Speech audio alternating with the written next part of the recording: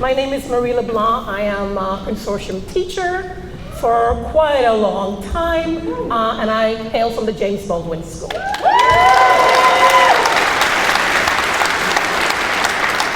My name is Elisaul Cruz, and at the other end of the spectrum is my first year in the consortium community, so thank you guys for having me. And I work at the Fannie Lou Hamer Freedom High School.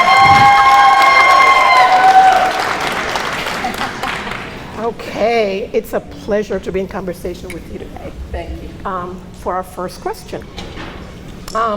We're emerging from an era where high-stakes testing and all the data it generates dominated the education scene. Now that many see the fallacy of its promises and the lack of outcomes, the testing wave seems to be ebbing. How can you explain the longevity of the consortium during these past 25 years? It's amazing. I was thinking coming here, I've been involved with lots of educational justice movements, and most of them are now in the archives, right? So the consortium, the collaborative in Philadelphia. I live in Montclair, New Jersey. Anybody? Yeah, where like educational justice innovations come to die. They like show up, they get erased, they get undermined. So the longevity of the consortium, some of you are just relentless, beloved and renowned at the DOE and at the state. I actually think that that there's a hunger for the kind of work that you do. And there's a hunger in communities, in students. There's a reason you have such low teacher turnover rates. There's a reason so many schools want to be a part of you. I also think inquiry is a nutrient for sustainability. Being willing to ask hard questions, and that's what you've done. You've been relentless, you've been fierce, you've been bold, and you've been multi-scalar, and then I'm going to stop. But there are questions at the federal level with ESSA. There are state issues, there are city issues, and there are local issues, and there are intra-family issues. And you work at multiple scales.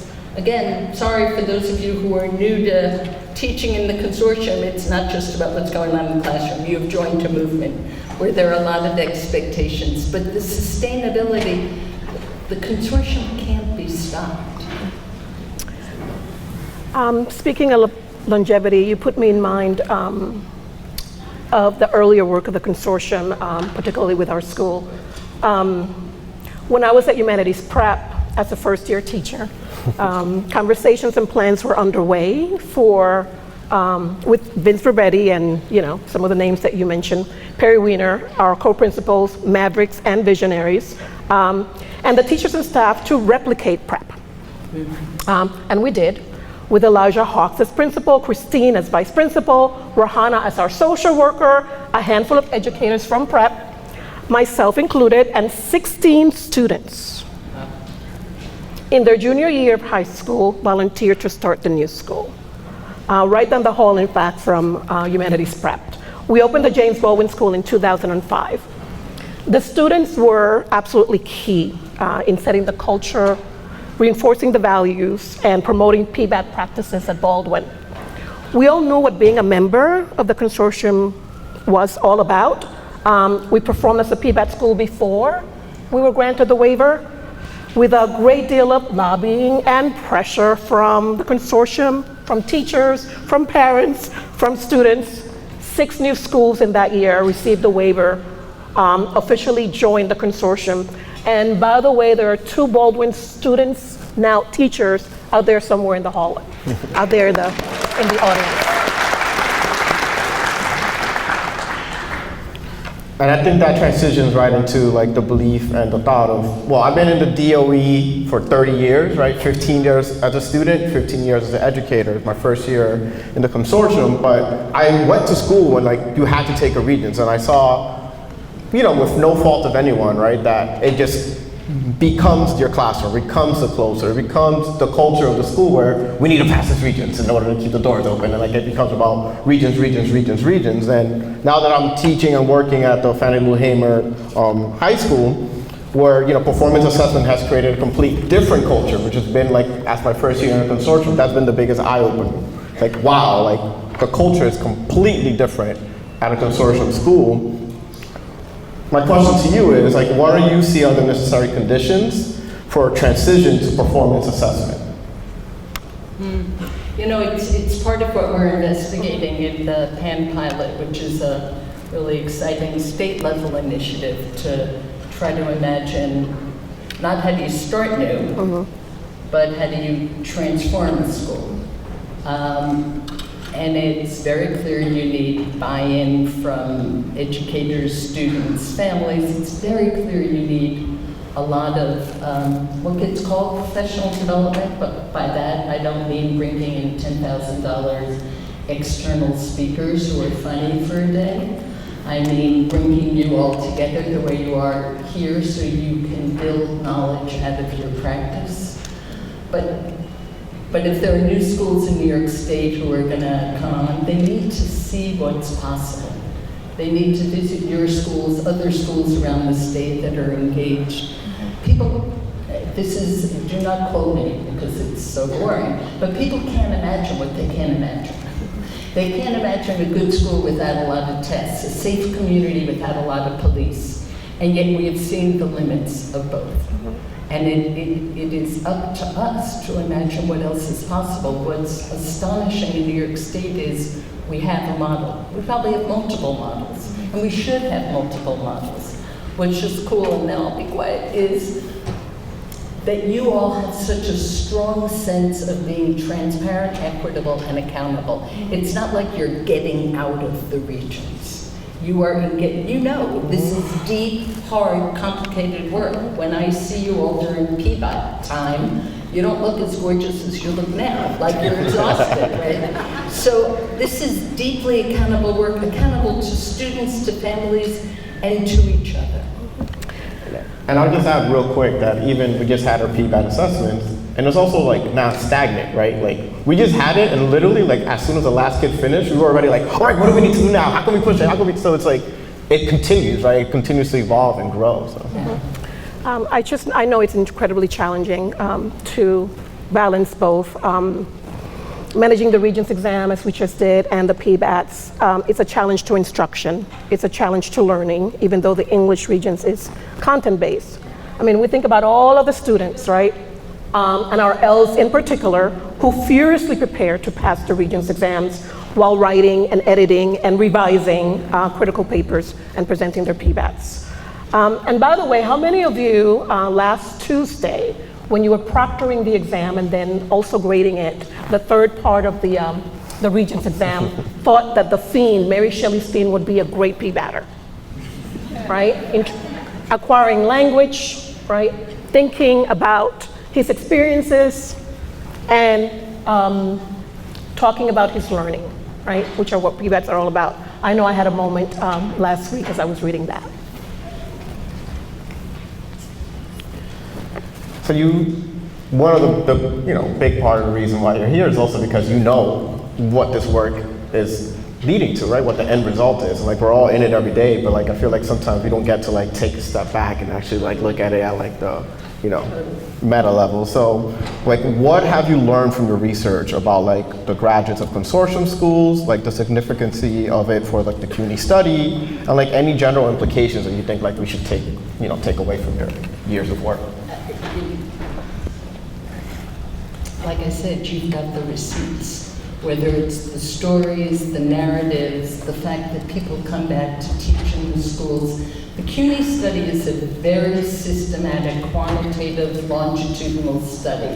It started because in 2008, like I said, there was a financial crisis, and what did CUNY do? We jacked up the SAT scores because we could get different kinds of students into CUNY. So they jacked up the 4-year campuses to a 500 SAT, right? Which meant that particularly low-income Black and brown students who might have gotten into the 4 years in the past were now getting into the community colleges. Some of my best friends and my son teach at community colleges. I love the community colleges, but there was a selection process operating. So we created the CUNY Consortium database, which continues to date, pulls in all of your students who graduate from consortium schools and then go on to CUNY, which might or might not be the full range of your students, but then we track them compared to other students from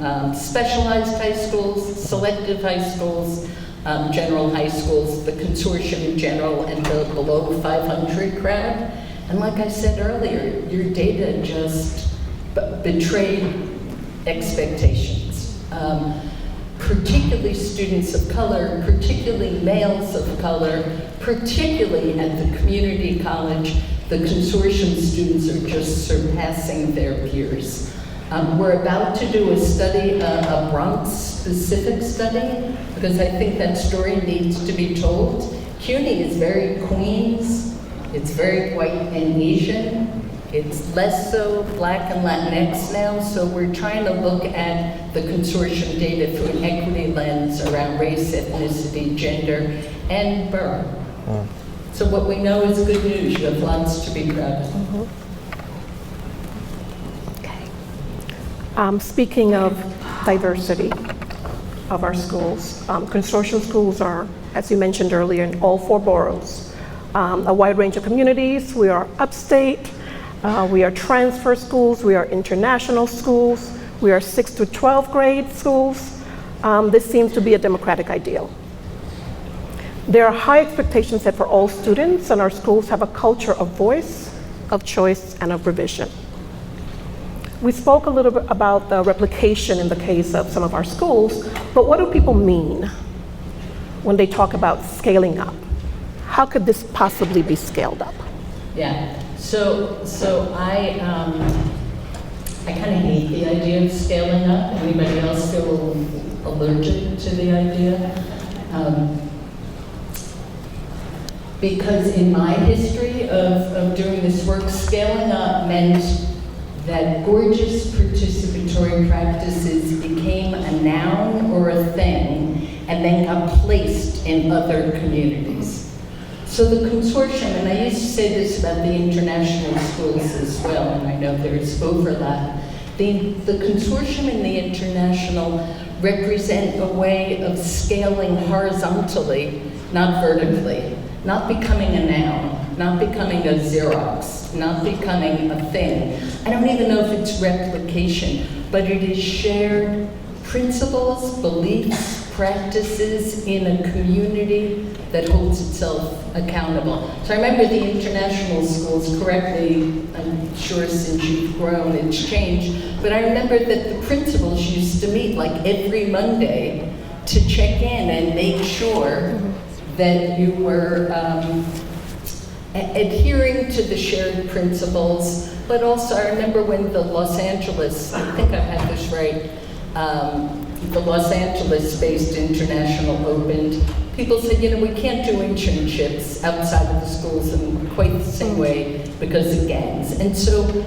there was conversation about how do we grow toward those principles given the gifts, the needs, the resources of our students and communities.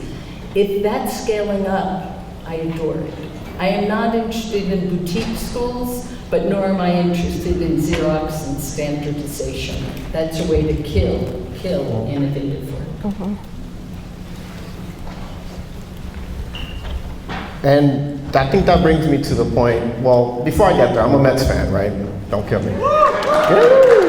But part of being a part of that fandom is the fear of what's next. You never believe we're gonna win. You never believe it's gonna happen. Oh no, somebody's gonna get injured, right? So it's like the fear of what's next, and we talk about innovation in the future, and also knowing that we're nearing the end of our time, we wanna get to the point of the call of action, right? So what is the thing that, like today we're celebrating the 25th anniversary. I'm gonna say that again. Today we're celebrating the 25th anniversary of the consortium. So what do you think is actually necessary for sustaining the consortium, progressive education? What are the obstacles ahead? And what is something that each and every one of us in here should keep in mind and be prepared to do to make sure that this train doesn't stop moving? I'm going to turn that back to you. I'm going to turn that back to the audience. That is the question. The fact that you've made it to 25, anybody been in a relationship for 25 years? It's like hard, right? I lived with my partner for 44, and then we got married for Social Security. It was hilarious. Wow.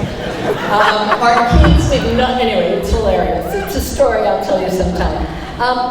But the call to action, I feel like it's in your work. So what would you say to your own question? As a Mets fan, I'm fearful, right? So that's what happened. The worst happened. No, I think that for me, especially being part of this new community, it's about being open, right? And the very first thing that multiple members of the community have done is, one, welcome me. I got a welcome email like the first week of school being like, welcome, you're part of our community, thank you for being here. And two is being open to like kind of what we were saying earlier, right? Like that feedback is feedback. It's not criticism. It's not, you know, wow, you're terrible at your job. It's just being open to it, because we're knowing at the end of the day, like all the work that we're doing and every single decision that's being made in the school building, I 100% believe is being done for the kids. And if you're starting from that sense, and if you're open to feedback and you're open to everything being like an open dialogue, I don't see how we're open and we're saying, hey, I'm in trouble, and we're reaching out to other schools, how like we can fall apart. It's like about not being in a silo. Did you want me to answer the question too? I sure do. Oh boy. Okay. Well, I mean, I think it's involvement from everyone. It's not just, it's certainly our students, foremost, our teachers. Thank you. Our teachers. Parental involvement is really, really important as well. I know that when we have orientations at our school, for example, parents are integral, they're involved. I know that they are stakeholders in all of this, and that students, you know, their children that come to our schools shine best with the model that we provide. I know we all have one of these stories, but I'm going to tell one, mine. We had a student who, you know, frankly didn't always come to school and struggled. And you all invite students and parents to your roundtables and parents to PBACs as a way to get to know like what we do. And I recall one situation where we had a young man present his PBAT. After he was done, his father came up to us and hugged us and was so incredibly proud of his child, stating that he didn't even know that his child was capable of articulating his learning in such an eloquent way. So I know, like I said, we all have these stories, but I think teacher involvement, doing the work consistently, taking care of our students, taking care of our children, making sure that they can, learning from them as well, and certainly parents are important. So the only thing I would add to that is you are involved in an ongoing struggle because you're doing the work of justice from within the system. That's complex. A lot of justice movements have moved out because they feel so compromised. So to the Mets fans in the room, anticipate your letter back to the Post. The headline is coming. Right? The headline came, Claire Sullivan called me 100 years ago and said, there's a headline in the Post that says, Bronx International has a 0% graduation rate. And she said, that's right, because we only had 9th and 10th graders. Right? The headline is coming. But you've got the receipts, you've got the data, you've got the story, you have the heart. You have the ones who got away, but much more than that, you know, you've got the stories of the young people, and you've now got the evidence. I'm always here for you if you need more evidence. Thank you both for the incredible work. Thank you.